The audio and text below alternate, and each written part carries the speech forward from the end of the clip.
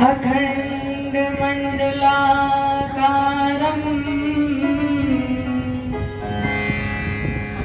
व्याप्तमेन चराचरम्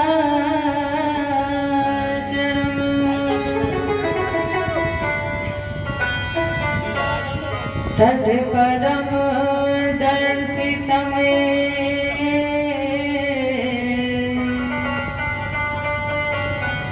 तस्मै श्री गुरुवे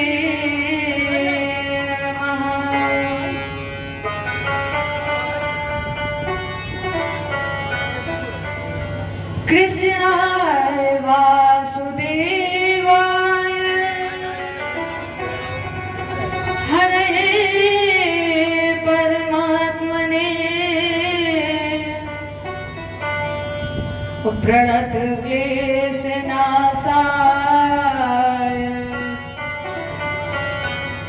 गोविन्दाय नमो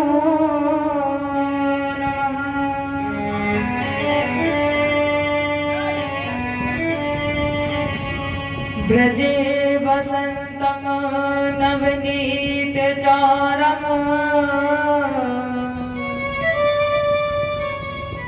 चौराग्यगणं पुरुषं नमामि।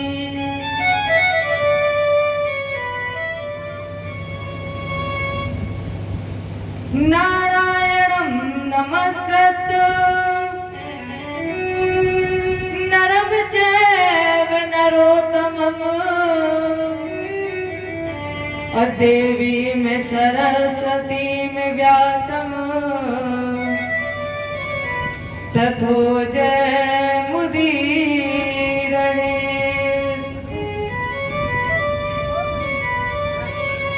गिर को उठाए ब्रज गोपों को बचाए लीनो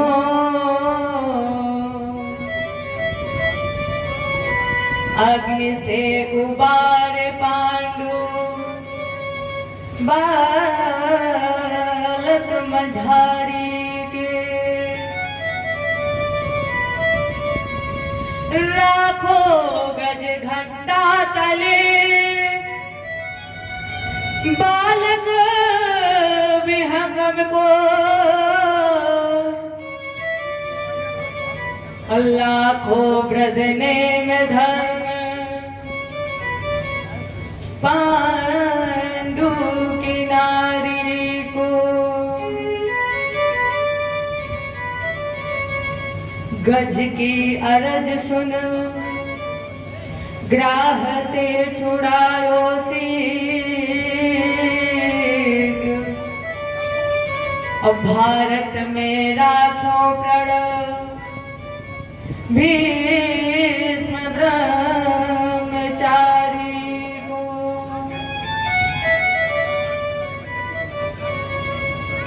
तीन विगताप हारी संत सुखकारी है जो मोहे तो भरोसा बाही श्यामले बिहारी को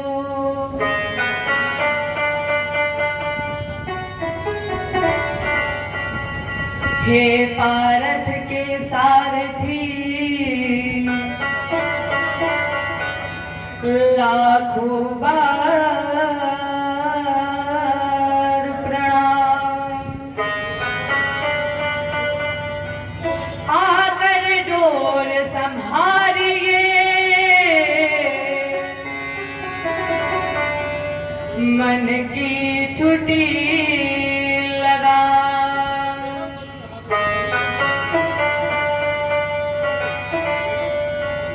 भगत भक्त भगवंत गुरु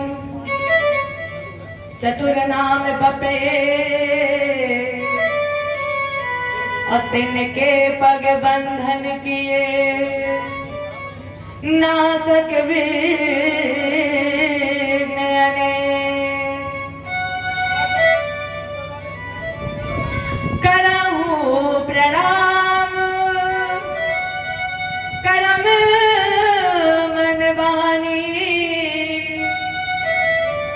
करहूं कृपा सेवक सुत जाने। अतुलित बल धामम शरण शैलाभ देहम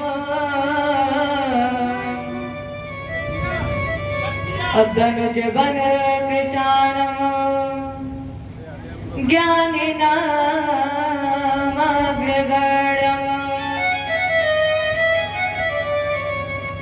सकल गुण निधानम वानिनाम धीसम और रघुपत प्रिय भक्तम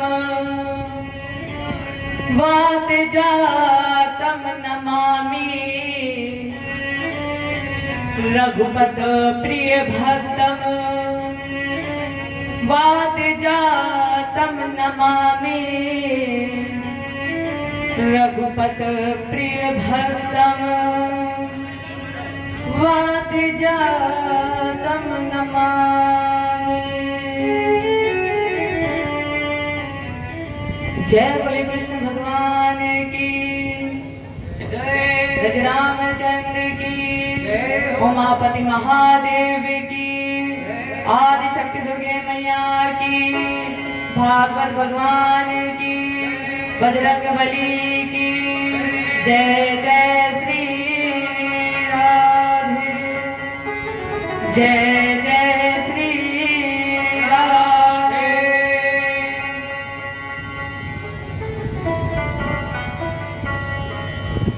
आज हम सभी श्रीमद् भागवत कथा के चतुर्थ दिवस में प्रवेश करने जा रहे हैं।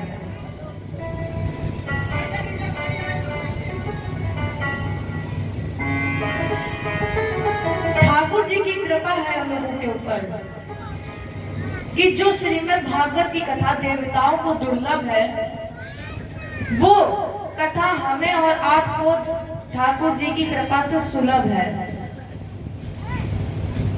अब जब ये कृपा हुई है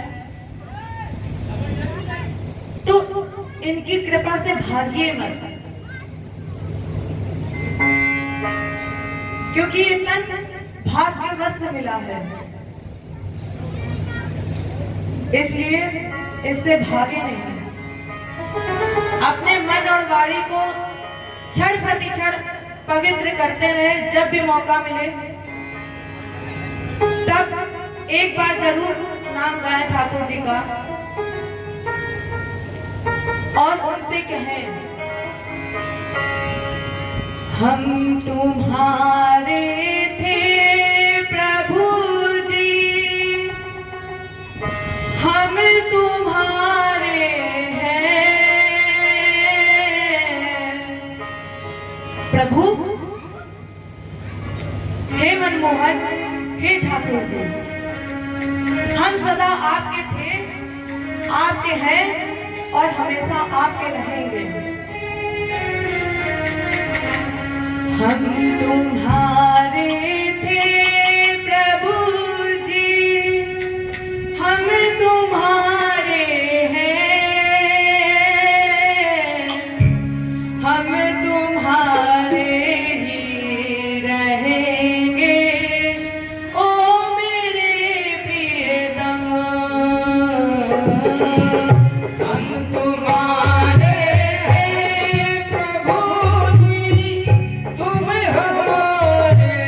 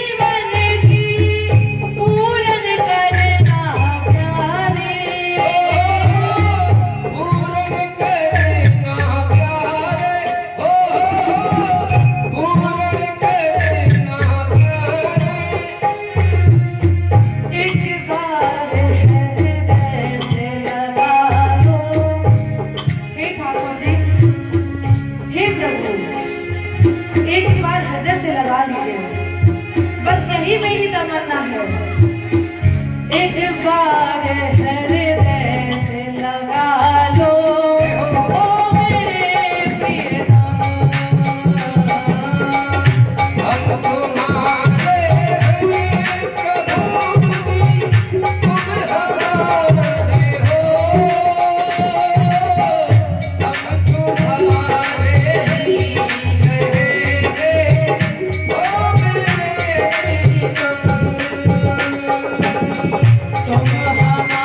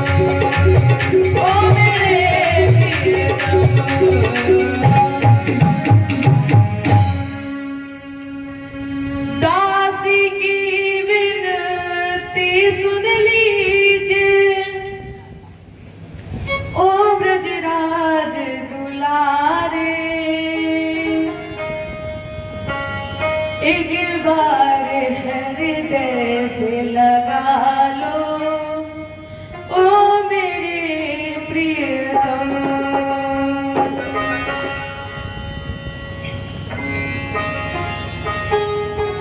कल हमारे बीच बहुत अच्छी चर्चा चल रही थी ध्रुव चरित्र की। ध्रुव चरित्र से दो निष्कर्ष निकले। पहला, जब ध्रुव लौट करके ब्रह्मावर्त की तरफ चला तो उस सुरुचि ने ध्रुव को गोद में उठाया, जिस सुरुचि ने कहा था कि अगर तेरे हृदय में राज की आकांक्षा है तो इस शरीर को त्याग कर पुनः मेरी कोख से जन्म ले लो। आज उसी सुरुचि ने ध्रुव को गोद में उठा लिया। क्यों? उत्तर बाबा ने बहुत अच्छा लिखा है, जापर कृपा नाम की होई तापर कृपा करे सब कोई। जिस पर प्रभु राम की कृपा हो जाती है उस पर तो सभी फिर कृपा करने लगते हैं। दूसरा निष्कर्ष, ध्रुव ने उस मां को पहले प्रणाम नहीं किया, सुनीति मां को पहले प्रणाम नहीं किया, फिर किसे किया? पहले प्रणाम किया है सुरुचि मां को। क्यों? ध्रुव ने कहा, प्रभु जाना कैकेयी न जानी तासु प्रथम ग्रह गए भवानी। राम जी जब 14 वर्ष के बाद लौटे थे तो उन्होंने कौशल्या जी को प्रणाम नहीं किया, कैकेयी को प्रणाम किया। क्योंकि प्रभु जानते थे कि अगर मैया कैकेयी मुझे वन ना भेजती तो राम वन ना गए होते, और जब राम वन ना गए होते तो राम ना बन गए होते। इसी तरह ध्रुव ने भी सबसे पहले मैया सुरुचि को प्रणाम किया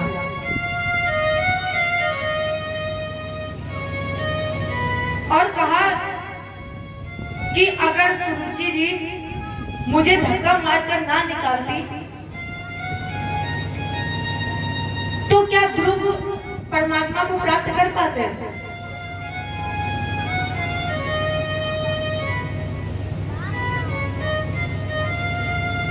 और गुरु जानता है कि शिष्य को किस चीज में लाभ है और किस चीज में हानि है। तो उन्होंने गुरु के चरणों में प्रणाम किया और कहा, सुन जननी सोई सुत बड़ भागी,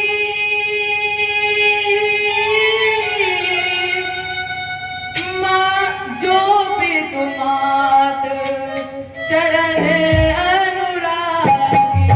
राम सिया राम सिया राम जय जय राम, राम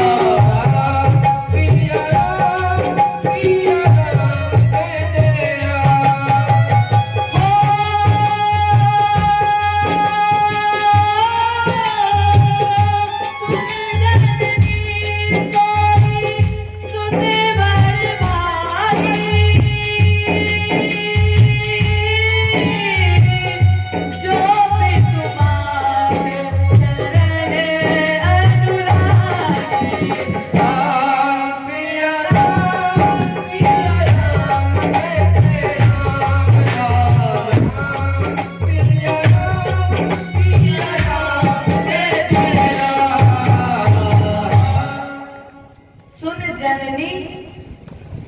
सोई सुत बड़ भागी जो पितु मात चरण अनुरागी। आप सभी लोग जानते हैं कि ध्रुव ने 36,000 वर्ष तक राज का भोग किया और आज भी उत्तर दिशा में आकाश में तारा के रूप में कहा जाता है कि भगवान ने अपने भक्त के लिए अपनी गोद रूपी आकाश में एक नए घर का निर्माण किया, एक लोक का निर्माण किया। इसका नाम रखा गया ध्रुव। इस लोक का नाम ध्रुव लोक रखा गया। अब ये मस्ती में तो चलते ही रहे, और जब इनका संकल्प पूरा ना कर लो तो ध्रुव ने भगवान को प्राप्त किया। जय बोलो भक्त भगवान की। ध्रुव के पावन पवित्र वंश में अंगम सुमन संख्याति अक्रतो मंगीरसम गयम सुनीता गश्या पत्नी सुसुवे वेन मुल्गठाम। अंग की पत्नी का नाम था सुनीता। ये मृत्यु की पत्नी थी, जिससे एक पुत्र पैदा हुआ। उसका नाम रखा गया था वेन। अब वेन का मतलब क्या है? वेन का मतलब है पाप। अब आप सोचेंगे कि एक धर्मात्मा पिता के अधर्मी पुत्र। जब ये प्रश्न अंग ने यादाचार्य जी से किया तो कहा, बेटा, जब तुम्हारी पत्नी यज्ञ का प्रसाद ग्रहण कर रही थी तो उसका मन पाप में लगा हुआ था, और जब गर्भ धारण करने वाली तुम्हारी पत्नी का मन पाप में लगा था, इसलिए जो तुम्हारी संतान हुई वो पापी हुई। इसी वेन के पार्थिव शरीर को मत कर एक बौना पुरुष प्रकट हुआ। काले रंग का था, इसलिए कहा, महाराज आदेश। बोले, महाराज जी ने बोला निषीद। निषीद माने बैठ जाओ। लेकिन इसके द्वारा जो संतान पैदा हुई यही निषाद त्याग करेगी। जो इसके द्वारा संतान पैदा हुई यही निषाद त्याग करेगी। इसके बाद दोनों भुजाओं का मंथन हुआ, हृदय का मंथन हुआ, और जब हृदय और भुजाओं का मंथन हुआ तो राजन इन दोनों भुजाओं से अथ तस्य पुनर्विप्रेर अपुत्रस्य महीपतेः बाहुभ्याम मध्यमानाभ्याम मिथुनम समुपद्रते इयं चासुदती देवी गुणभूषण भूषणा अर्चिना में वरारोहा प्रथुमेवा वरुन्धति। दोनों भुजाओं के और हृदय के मंथन से एक नारी प्रकट हुई। यम चासुदती देवी श्री लक्ष्मी। इनका नाम रखा गया अर्ची। और इसके बाद हमारे श्री नारायण, जिनका नाम रखा गया प्रथु। अर्ची और प्रथु के रूप में लक्ष्मी नारायण का जब प्राकट्य हुआ तो प्रशंसन्ति इष्म तम गंधर्व प्रवरा जगू। इनका जब अवतरण हुआ उस समय देवता नाग किन्नर सब प्रशंसा करने लगे।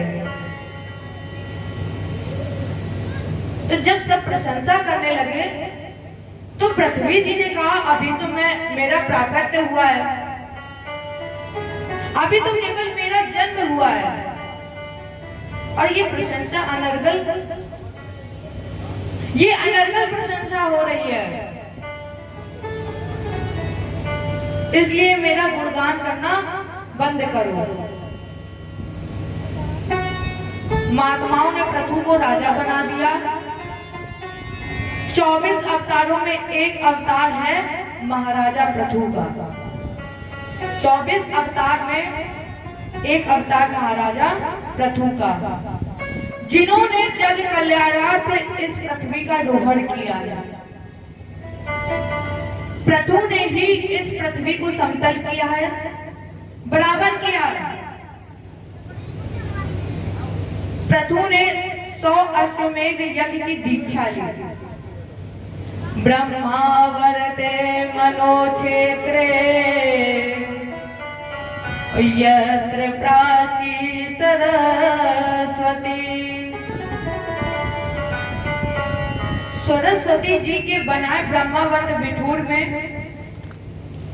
अत्रि जी के सानिध्य में एक संकल्प लिया कि हम 100 अश्वमेध यज्ञ कराएंगे। 100 अश्वमेध यज्ञ प्रारंभ हुए, जिसमें से 99 अश्वमेध यज्ञ पूर्ण हो गए। 99 यज्ञ पूर्ण हो गए, बचा एक। जब उस एक यज्ञ की तैयारी होने लगी तो इंद्र घबरा गया। उसने सोचा कि यदि ये यज्ञ पूर्ण हो गया तो मेरा जो इंद्र पद है वो चला जाएगा। इसलिए इंद्र ने घोड़े का हरण कर लिया। प्यारे, हमेशा जीने के लिए 3 चीज जरूर याद रखें। जीने के लिए 3 चीज जरूर याद रखें। पहला, 24 घंटे में एक बार सत्य जरूर बोले। 24 घंटे में एक बार सत्य जरूर बोले। दूसरा, एक बार ईश्वर का दर्शन। तीसरा, करने के लिए कुछ ना कुछ काम। और जब काम नहीं करोगे तो बैठे रहोगे तो ये शरीर बेकार हो जाएगा। इसलिए प्यारे, जीने के लिए ये 3 चीज बहुत जरूरी है। और अगर ये 3 चीज नहीं की और आप पूजा कर रहे हैं और जरा सा भी आप चूकेंगे तो आपका जो फल है वो इंद्र को मिल जाएगा। जरा सा भी आप अगर चूक गए तो जो भी आपका फल है वो इंद्र को मिल जाएगा। तो इंद्र ने घोड़े का हरण कर लिया। अब यज्ञ के आचार्य का दायित्व होता है कि वो देखे क्या सही है, क्या गलत है, क्या व्यवस्था है, क्या व्यवस्था नहीं है। तो अत्रि जी ने देखा कि यज्ञ में विधान हो रहा है। आवाज लगाई पृथु, तुम्हारे घोड़े का हरण हो गया है, तुम्हारे घोड़े का हरण कर लिया गया। अत्रिणार्थोदितो हन्तुम पृथु पुत्रो महारथा। तुम्हारे जो 5 पुत्र थे उसमें से ज्येष्ठ पुत्र को भेज दो। तो ज्येष्ठ पुत्र को भेजा गया, इंद्र को पराजित किया और घोड़ा लेकर के वापस आ गया। जब दूसरी बार घोड़ा छोड़ा गया, अब इंद्र तो अपनी जिद पर अड़े थे कि यज्ञ को पूरा होने नहीं देंगे। तो जब दूसरी बार घोड़ा छोड़ा गया तो फिर इंद्र ने उसका हरण कर लिया।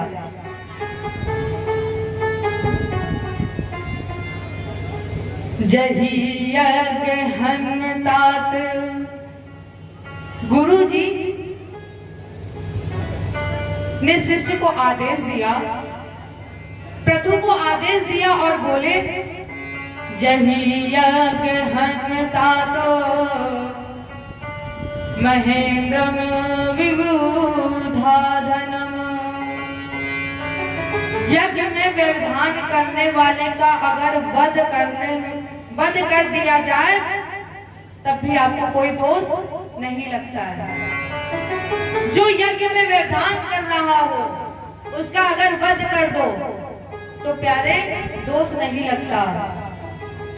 गया इंद्र से घोड़ा छीन लिया और इंद्र को मारने के लिए तलवार उठाई। जैसे ही इंद्र को मारने के लिए तलवार उठाई, इंद्र शरण में आ गया, बोले त्राही मां। प्रथु ने कहा कि तुम यज्ञ में व्यवधान इसलिए डाल रहे हो कि तुम्हें डर है कि कहीं तुम्हारा इंद्र पद ना चला जाए। तो जाओ इंद्र, हम तुम्हें वचन देते हैं कि इस यज्ञ का जो फल है वो फल हम तुम्हें दान में देते हैं। तो जब इन्होंने यज्ञ के फल का दान दिया, यज्ञ पूर्ण हो गया, एकदम निष्काम, निश्चल, निष्कपट और निर्विवाद से यज्ञ पूर्ण हुआ। राजन, जब ये यज्ञ पूर्ण हुआ तो उस समय एक आश्चर्य हो गया। भवानपि वैकुंठा साकम मगवता विभू। आश्चर्य क्या? बोले भगवान अपि माने भी, भगवान भी आज वैकुंठ को त्याग करके उस यज्ञ कुंड में चतुर्भुजी रूप में प्रकट हो गए। और जैसे ही चतुर्भुजी रूप में प्रकट हो गए, प्रभु ने प्रणाम किया, कहा ठाकुर जी दिल दिया मैंने उस सावरे को। जब वो प्रकट हो गए तो प्रभु ने कहा प्रभु मेरा कुछ भी नहीं है, मैंने आपको सब कुछ समर्पित कर दिया है। दिल दिया मैंने उस सावरे को, दिल के अरमां संवरने लगे।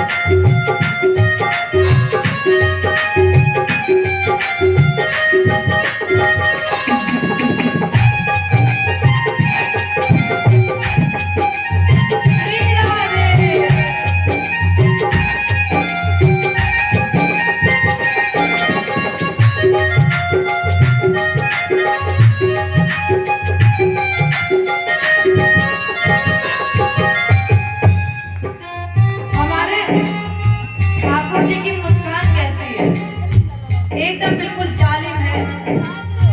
वो जिसको देखकर मुस्कुरा दे, फिर सामने वाले की नजर कभी ठाकुर जी से हट ही नहीं पाती है। उसकी मुस्कान है ऐसी जालिम, मैंने दुनिया से ऐसा सुना है।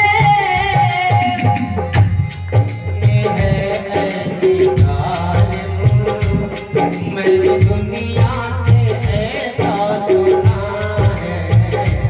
उसकी मुस्कान है ऐसी जालिम, मैंने दुनिया से ऐसा सुना है। अब तो जीना है उसकी ही होगे, अब तो जीना है उसकी ही होगे। अब दीवाने से होने लगे हैं।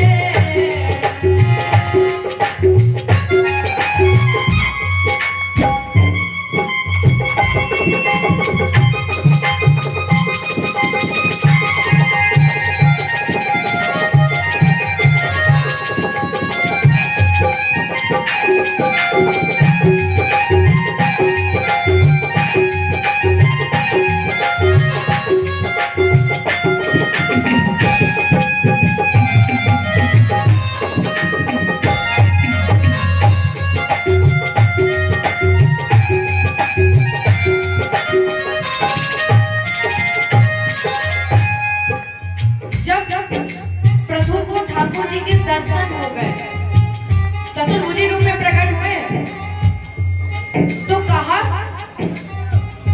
जादूगर ऐसे दिल को चुरा ले, दिल दिया मैंने उसके हवाले।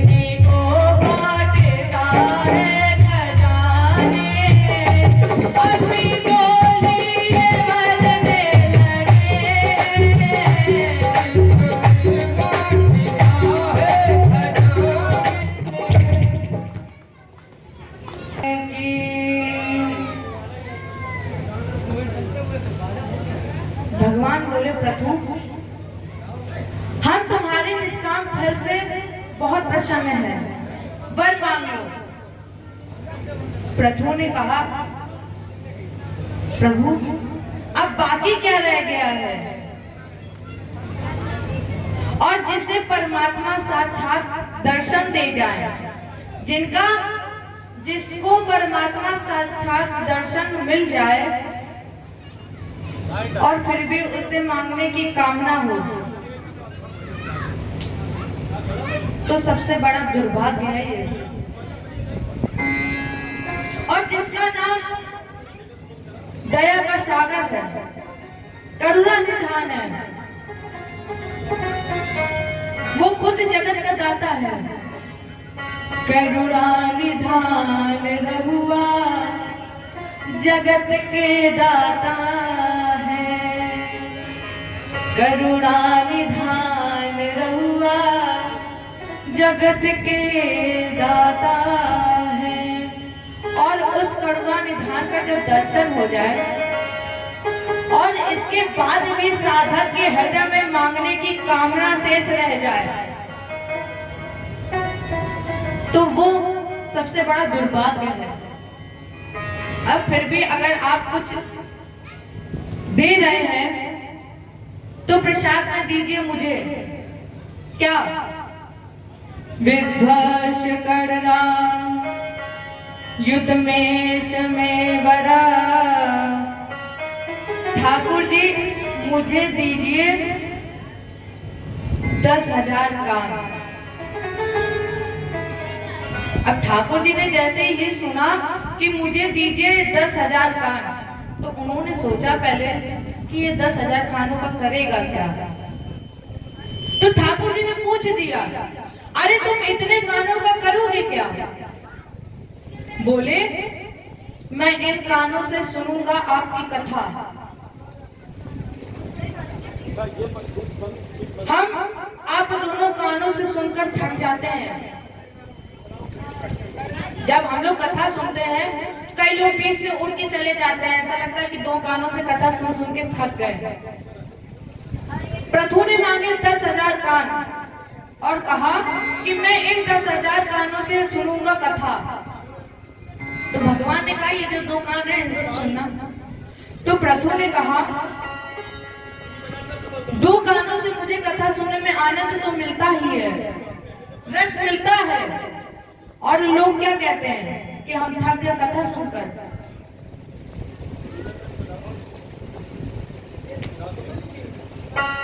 और मुझे जब इन 2 कानों से मिलता है आनंद, तो मैं ये चाहता हूँ ठाकुर जी, मुझे दीजिए 10,000 कान, तो मैं उस 10,000 कानों से सुनकर मैं भी उन कानों से और आनंद प्राप्त करूंगा, जिससे मुझे और आनंद मिल जाए।